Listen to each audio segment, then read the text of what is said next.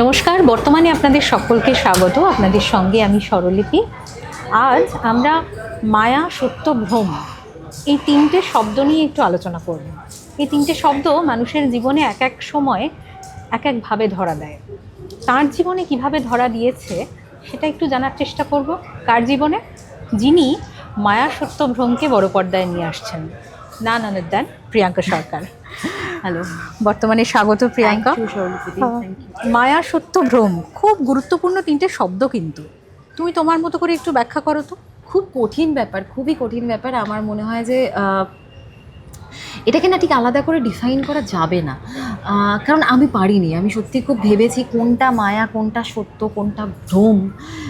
খুব মিলেমিশে একাকার ব্যাপারটা। মানে ধরো আমি যেটা দিয়ে মানুষের বুঝতে সুবিধা হয় যে কঠিন সময়, সবাই কঠিন সময়ের মধ্যে দিয়ে যাচ্ছি নিজের মতন করে। তুমি টোটোর আশা ছেড়ে দিয়েছো, তাই না? তো সেটা যেমন একটা সত্য, সেটাই কিন্তু আবার একটা ভ্রম। তার কারণ আমি যখন কোনো ক্রাইসিসের মধ্যে রয়েছি, তখন আমার মনে হচ্ছে এটাই চূড়ান্ত, এটাই রক বটম, এর থেকে খারাপ আর কিছু হতে পারে না। কিন্তু সময়ের সাথে সাথে তুমি দেখবে যে সেই ক্রাইসিসটা কেটে যায়। ত্রিলোকেশ্বর বাবার কথা শুনেছো? উনি নাকি মৃতদের সাথে কথা বলতে পারেন। আবার একটা ভালো সময় আসে, মানে ওই আপ ডাউনের পরই আবার তার মানেই আর একটা খারাপ সময় আসছে, এবং সেটা আরও বড় একটা ক্রাইসিস নিয়ে আসে। এটাই জার্নি অফ লাইফ। আমি তো চেষ্টা করি এইভাবেই ভাবার। সেটার সাথে অ্যাটাচড হয়ে গেলেই সেটা ভ্রম। কোনো মানুষ জন্ম থেকেই পরলোকদর্শী হয়। কয়েক মাস আগে রাহুলের চলে যাওয়া, তোমার প্রিয় বন্ধুকে হারানো, এর মতো চরম সত্যি হয় না। এবং সেখান থেকে তারপর তোমার কাজে ফেরা, তোমার ওপর অনেক রেসপন্সিবিলিটি। তোমাদের একটা কঠিন সত্যি জিজ্ঞেস করি, তোমাদের বেড়াতে যাওয়ার কথা লাস্ট তোমাদের চ্যাটে সেই কথাটাই হয়েছিল। এরকম একটা পরিস্থিতি জীবনে কাটিয়ে ওঠা, এবং তুমি এখনও মানে সেটার মধ্যে থাকা, প্ল্যানিং করা কি ছেড়ে দিয়েছো একদম?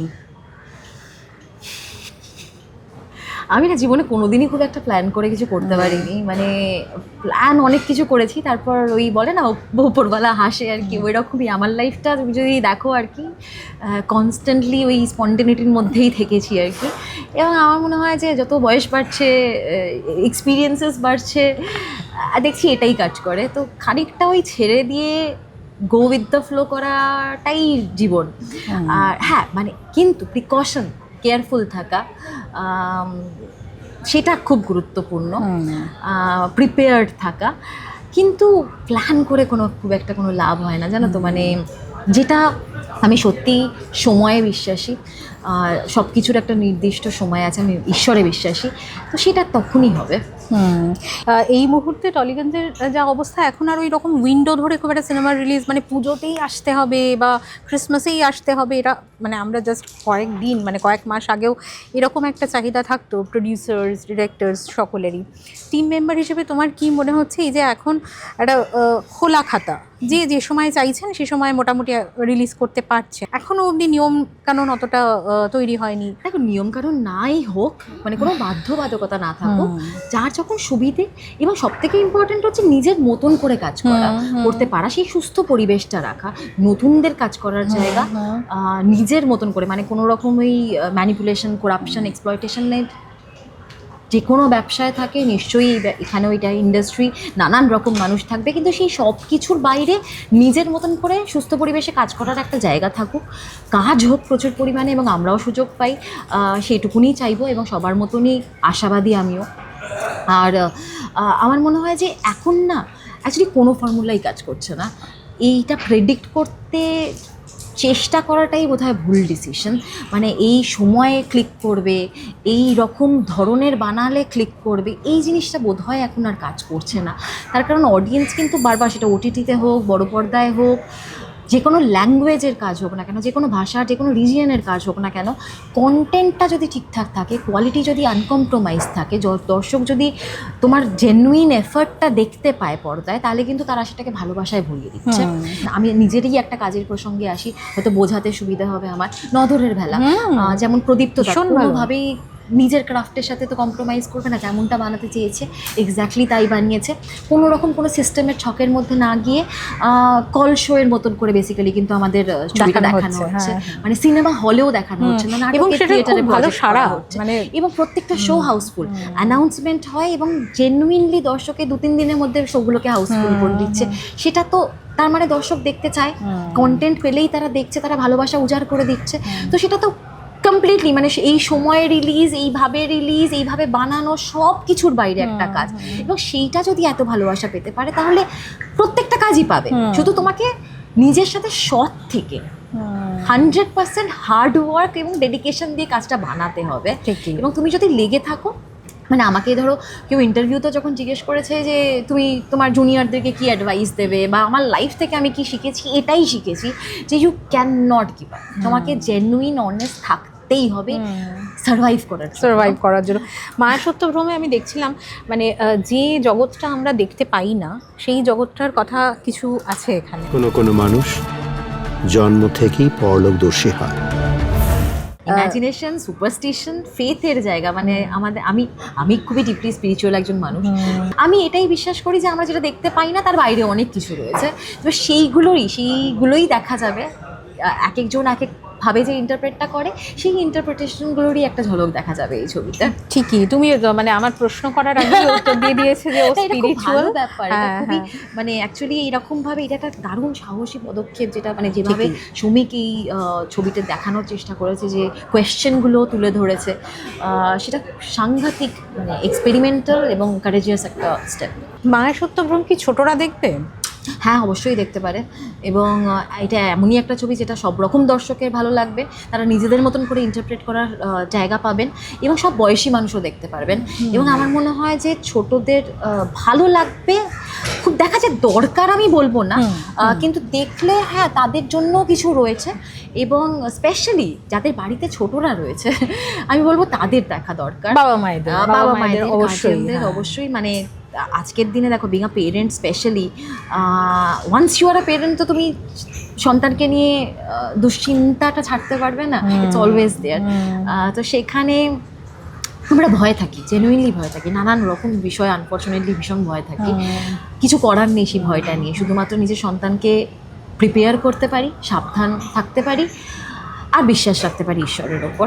সো সেইখান থেকে একটা কঠিন পরিস্থিতিতে পড়লে কি হতে পারে বাবা মা, মানে যে কারণে এই চরিত্রটা আমাদের কাছে এত ইম্পর্টেন্ট, এই গল্পটা আমাদের কাছে এতটাই ইম্পর্টেন্ট, কারণ এই কাজটা করতে জেনুইনলি কষ্ট হয়েছে। মানে কোথাও গিয়ে দেখো আমার কাজ করার মা সপ্তাহটা কাজ করেছে কোথাও ভীষণ রকম, মানে আমার প্রসেসের মধ্যে, মানে আমি কোথাও গিয়ে চরিত্রটাকে একটু আত্মস্থ করে অভিনয় করতে, সেটাই তোমার প্র্যাকটিস, আমার প্রসেস। তো সেখানে না আমার অনেকটা সময় লেগেছে এই জায়গাটাতে পৌঁছাতে আর কি, কারণ ভয়, কোথাও গিয়ে আমি খুব ভয় পাচ্ছিলাম এই জিনিসগুলো ফিল করতে আর কি, ভীষণ রকম নিজের ডিফেন্স কাজ করছিল। সেখান থেকে বার করে, সেটা শ্রমিকের ক্রেডিট, সেটা সোহম ইনভলভ থেকে একসাথে আমরা গড়ে তুলেছি এই চরিত্রগুলোকে, এই মুহূর্তগুলোকে, না হলে পসিবল ছিল না। বাট ওই আর কি, মানে মা বাবা হিসেবে আমরা কতটা ভয়ে থাকি, কেন থাকি, সেটা এই ছবিটা আনফর্চুনেটলি সেটারও কথা বলে। বেশ কিছু উত্তর এই ছবি নিয়ে আসছে। মায়ের কথা উঠলো, মা প্রিয়াঙ্কা, ছানা কেমন আছে, সহজ কেমন আছে? আছে, টাচুর নিজের মতন আছে, সহজ খুব ম্যাচিওরড একজন মানুষ আর কি, মানে ওকে বড়দের মতো করেই তোমরা ট্রিট করেছো। হ্যাঁ, চিরকাল সেটা চেষ্টা করেছি যে ও একজন মানুষ, একজন ইন্ডিভিজুয়াল, ওর একটা ওপিনিয়ন রয়েছে, সেটা ঘর সাজানোর বিষয় হোক বা সেটা ঘুরতে যাওয়ার বিষয় হোক, ওর ওপিনিয়নটাকে রেসপেক্ট দিয়েই আমরা সবসময় কথা বলার, কাজ করার চেষ্টা করেছি, এবং এখনও তাই দিই। তাই আমি ওর হয়ে কিছুই বলবো না, বাট ও ব্যস্ত রয়েছে, নিজের একটা পৃথিবী তৈরি করছে, ওর বন্ধুবান্ধব, ওর শখের জায়গা, পছন্দের জায়গা, অপছন্দের জায়গা, সেই বিষয়গুলো নিয়ে ভীষণ ক্ল্যারিটি রয়েছে ওর, যেটা আমার মানে অসাধারণ লাগে। ওই জেনারেশন, মানে আমাদের এই জেনারেশনটাই কিন্তু ভীষণ সর্টেড আমার তো মনে হয়। তাদেরকে রাইটলি গাইড করা ছাড়া আমাদের আর বেশি কিছু করার নেই, তাদের সাথে বন্ধুদের মতন মেশাটাই আমাদের কাজ এখন আর কি। সো সেটাই চেষ্টা করি, তাকে সাপোর্ট করার, তাকে তার নিজের মতন করে বেড়ে ওঠার জায়গাটা দেওয়ার, নিজের মতন রয়েছে। তোমার কাছে যেটা দর্শকদের খুব একটা এই ঘটনার পর যে প্রশ্ন, রাহুলের চলে যাওয়ার পর যে কেসটা চলছে তার কিছু আপডেট? কেস চলছে, everything is under legal processing, এবং আমরা প্রত্যেকে আশাবাদী এবং বিশ্বাস রাখছি অন কনসার্ন অথরিটিস। ইনভেস্টিগেশন হবে এবং সঠিকভাবে হবে, এই বিশ্বাসটা রাখা ছাড়া আমাদের কাছে এই মুহূর্তে আর কোনো অপশন নেই। যেহেতু ইনভেস্টিগেশন চলছে আমি বেশি কিছু বলতেও পারবো না, বাট আমি এটাই চাইবো যে মানে প্রত্যেকে যারা দেখছেন ভিডিও, যারা ভালোবাসেন রাহুলকে, আমাদের জন্য কেয়ার করেন, সাপোর্ট করেছেন আমাদেরকে, আপনারাও স্ট্রং থাকুন। আপনাদের স্ট্রেংথই আমাদেরকেও স্ট্রেংথ দিচ্ছে, এবং পজিটিভ থাকা ছাড়া, অপটিমিস্টিক থাকা ছাড়া আর তো কোনো অপশন নেই। একদম ফুল পজিটিভিটি। এখন তো সামনে মায়া সত্যভ্রম, সেটার ব্যস্ততা চলছে, এবং সব মিলিয়ে প্রিয়াঙ্কা ঠিক এমনটাই থাকুন, এটাই আমাদের সকলের আশা। Priyanka, thank you so much. Thank you. তোমার সঙ্গে আড্ডা সবসময় খুব স্পেশাল হয়, এবারটাও সেরকমই একটা স্পেশাল আড্ডা হয়ে থাকলো, and all the best for Maya Satyabhram. Thank you. Follow করুন বর্তমান।